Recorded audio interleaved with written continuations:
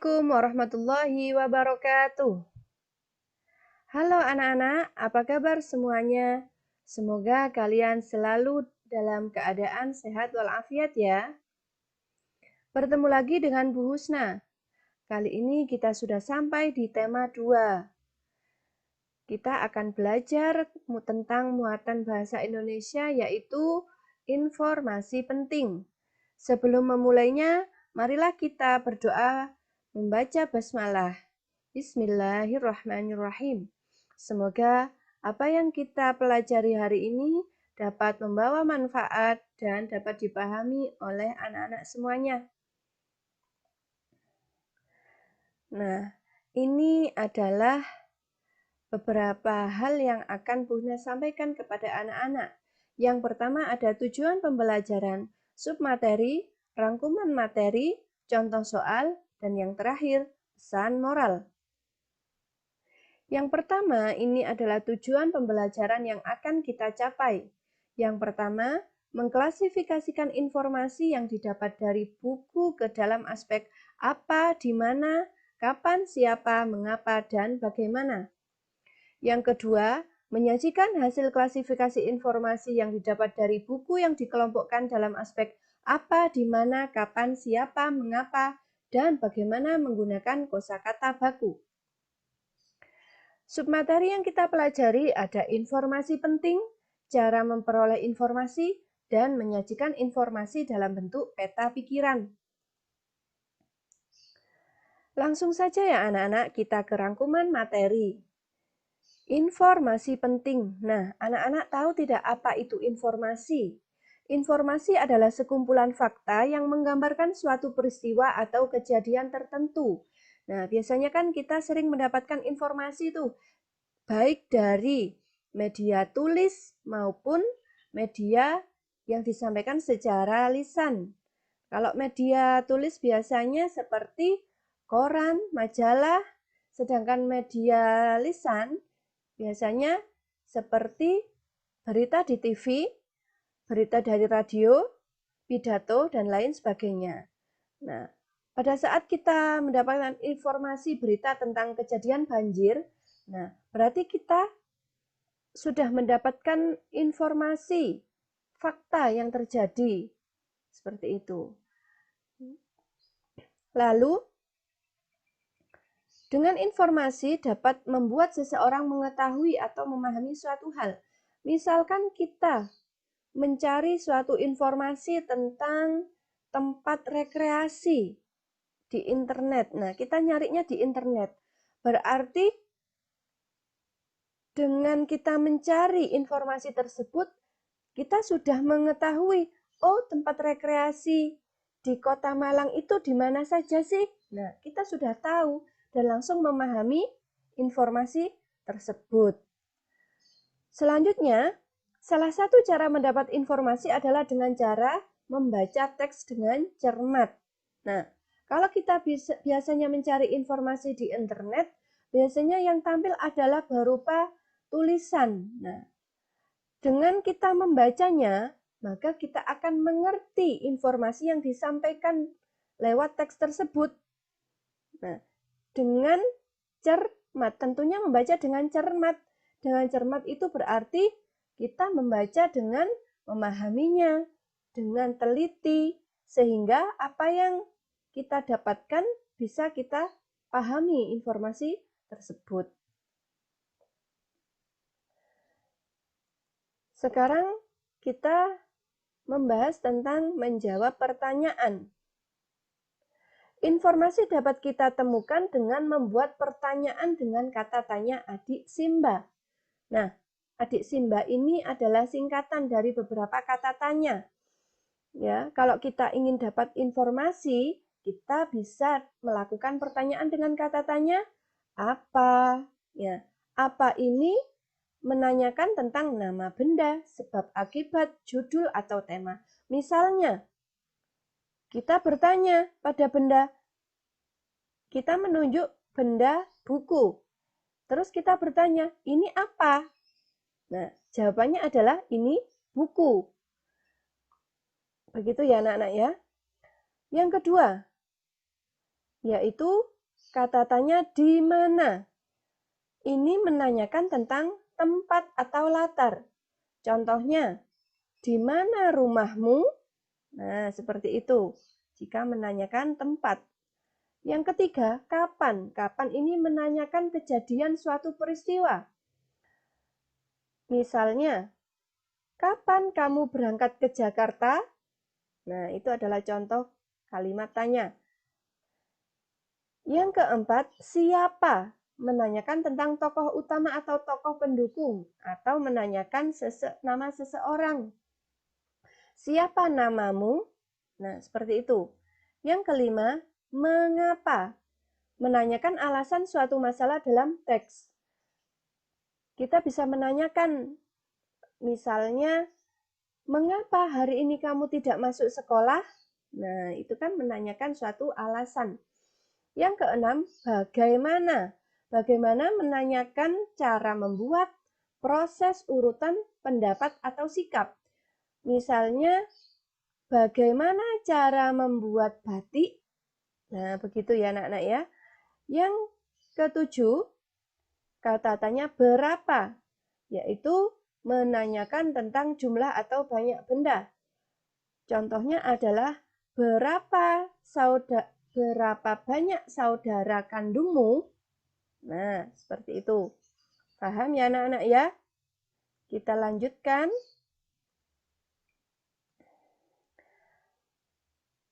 Nah, setelah kita belajar cara membuat kalimat tanya dengan beberapa kata tanya, kita belajar caranya memperoleh informasi dari teks.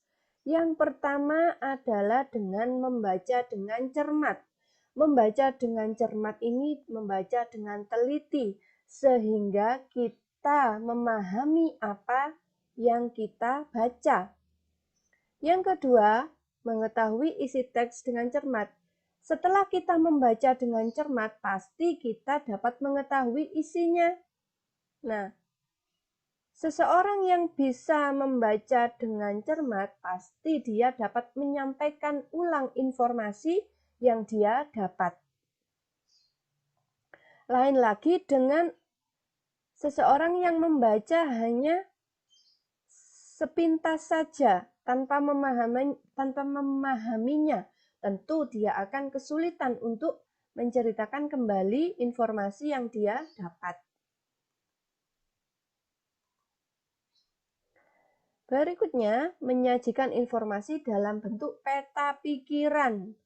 Nah, kalau kita sudah bisa mencari informasinya, kita bisa menyajikannya dalam bentuk peta pikiran. Contoh peta pikirannya adalah seperti ini. Bisa dibuat sekreatif mungkin sesuai dengan kreativitas anak-anak. Ini kita buat judul bacaannya. Bisa ditampilkan di bagian tengah. Lalu di bagian sisi-sisinya, kita bisa menampilkan informasi penting dari beberapa paragraf yang tertera di suatu bacaan. Seperti ini. Nah, jadi informasi yang disampaikan itu banyaknya seberapa? Ya, tergantung seberapa banyak informasi penting yang ada pada suatu bacaan. Jadi tidak tidak ada aturan seberapa banyaknya, begitu ya anak-anak. Nah, untuk lebih memahami, kita akan mencoba menyajikan informasi penting yang Bu Husna tampilkan berikut ini.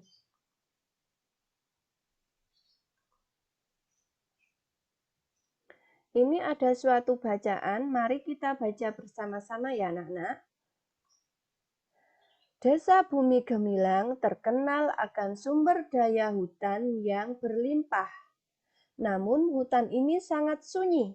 Selama bertahun-tahun penduduk Desa Bumi Gemilang mencari kayu bakar sebagai mata pencaharian di hutan ini.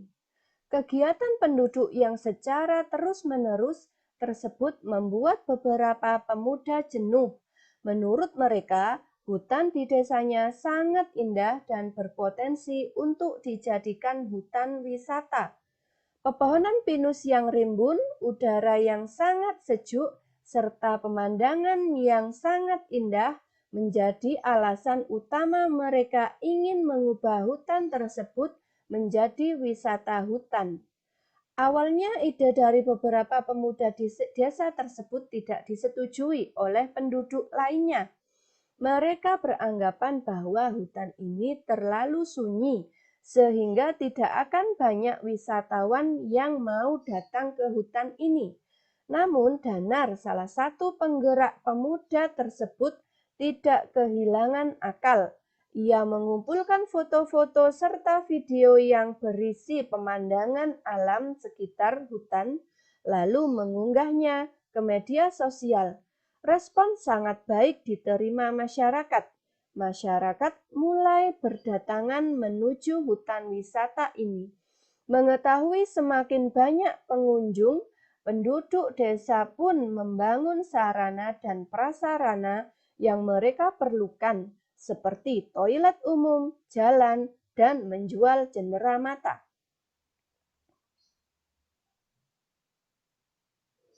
Nah, dari teks bacaan tadi kita sajikan dalam bentuk peta pikiran sebagai berikut. Kita buat judulnya sesuai judul bacaan tadi. Kemudian kita sajikan informasi penting dengan membuat pertanyaan dan jawabannya. Apa yang diusulkan untuk dibuat di Desa Gemilang? Jawabannya, hutan wisata diusulkan untuk dibuat di Desa Bumi Gemilang. Yang kedua, siapa yang mengusulkan dibuatnya hutan wisata? Jawabannya, para pemuda Desa Bumi Gemilang mengusulkan dibuatnya hutan wisata. Yang ketiga, mengapa para pemuda mengusulkan dibuat hutan wisata? Karena mereka jenuh dengan mata pencaharian mereka yang hanya mencari kayu bakar di hutan. Yang terakhir, bagaimana cara Danar memperkenalkan hutan wisata di Desa Bumi Gemilang masyarakat luar? Danar mengumpulkan foto serta video pemandangan alam di hutan lalu mengunggahnya ke media sosial.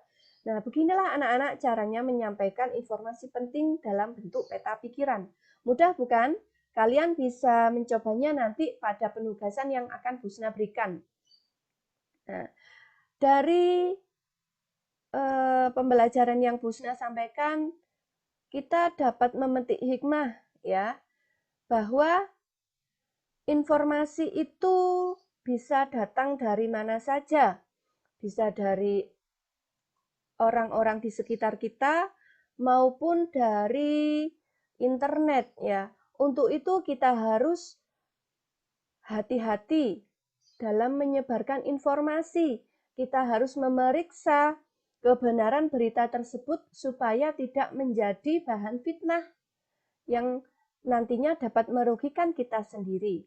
Seperti yang dijelaskan di dalam ayat Al-Quran berikut ini, Allah sudah mengingatkan kepada kita yang berbunyi, wahai orang-orang yang beriman, jika datang kepadamu orang fasik membawa suatu berita, maka periksalah dengan teliti agar kamu tidak menimpakan suatu musibah kepada suatu kaum tanpa mengetahui keadaannya yang menyebabkan kamu menyesal atas perbuatanmu itu.